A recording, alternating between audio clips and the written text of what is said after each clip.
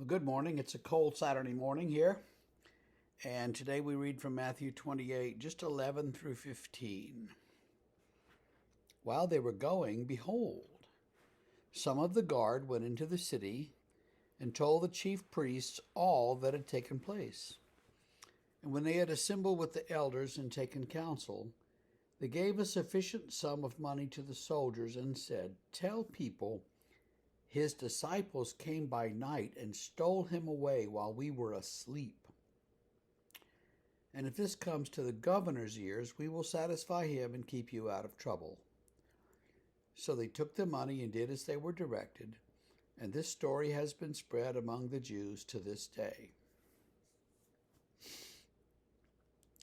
Matthew is again very concerned that we understand that whatever stories were circulating about the early church having stolen the body and made up the resurrection as a fiction, all of that was part of the plot to kill Jesus and to keep his resurrection under wraps, so to speak. They didn't want people to know that this man, this teacher, this Messiah had been resurrected. They didn't want that out there, so they made up this story that, in fact, he would be,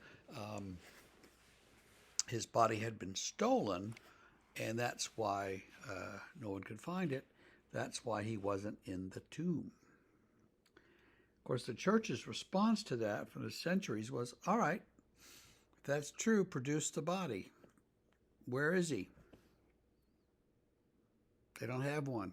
So, but that story circulated.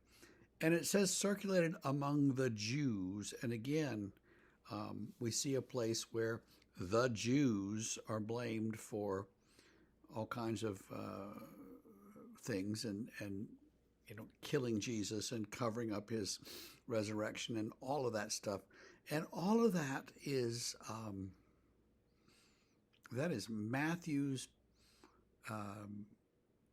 animosity toward the people in Jerusalem. It is not a blanket condemnation of all Jews everywhere for all time. So please keep that in mind.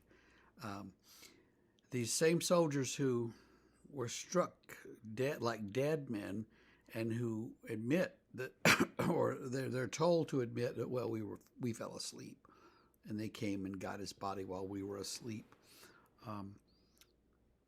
Suddenly they're up and about and zooming over to tell the priests, "Oh no, he's gone. What do we do? What do we do?"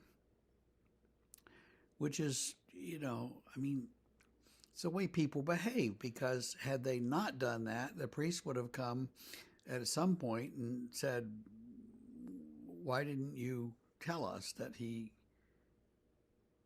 is gone, that his body is not here, that he's risen?" So they go and they sort of cover their own tale with the story, and that's how that all happens. So many times, when someone in power gets in trouble, it's not the act that's that bad, but it's the cover up afterwards. I think that's one of the lessons that we see from Watergate. These guys broke into the Democratic headquarters, and which was a crime. But the bigger crime was the president and his minions trying to keep it quiet and make it go away and change it and cover it up. And so the cover-up is often worse than the crime.